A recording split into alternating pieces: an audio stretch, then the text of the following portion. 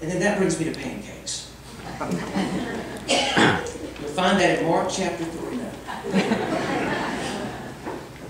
My baby daughter has just come home from her first year in college. She's moved back in for the summer.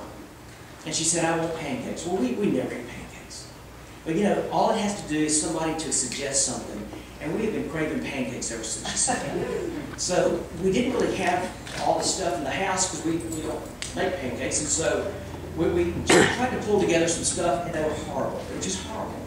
So the next time I went to the store, I picked up some, and this is in Alabama, Pioneer pancake mix. You said it, yeah. And I took it home, and I thought, I remember my mother putting eggs and milk and all this. Well, this was marvelous. All you have to do is put the Pioneer pancake mix into the bowl and a certain amount of water, and then you beat it. And they said the more you beat, it's very important to mix it together or it'll be lumpy. And I started thinking, you know, this is so much like marriage. Because, well, here's the water. Here's the Pioneer pancake mix. And yet, when I saw my daughter put those two together, something marvelous happened. It created what they call batter, which really was better than just water or pancake mix. And if I had decided, you know, I've changed my mind, Elizabeth, I want that water back, I'm thirsty. Try getting water out of batter, it doesn't work. Or if I'd said, you know, we need that pancake mix for another time, you can't separate it. They've been intertwined to such a point. And that's what's happening tonight.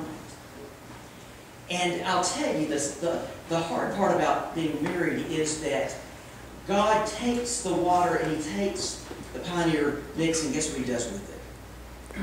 He mixes it. Now, is that a fun process? Well, yes, it can be. And there's some fun mixing, and there's some not fun mixing. And the more He mixes, the less pure lumps there are. Okay? And that's a whole other sermon for a whole other time. maybe at somebody's funeral we'll do the lump sermon.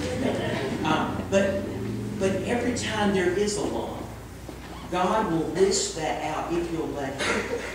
And I'll tell you, as a veteran of marriage myself, there will be times you, as the water, will want to pull away from that fire and say, you know, this batter is not getting better.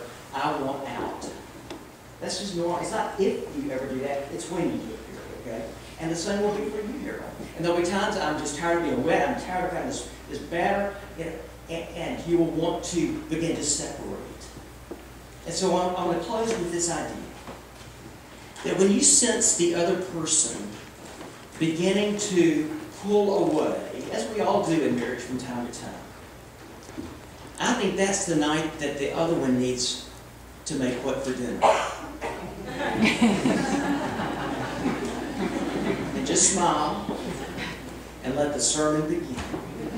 And the other idea I had was, my hope would be that on every anniversary, that maybe sometime during that day, one of the meals will be, I wonder what. And that you'll remember, as you're making them together, look what God has done. I can't separate. I can't pull away.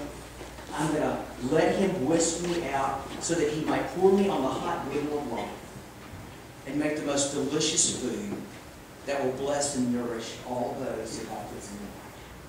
And that's our prayer. Amen.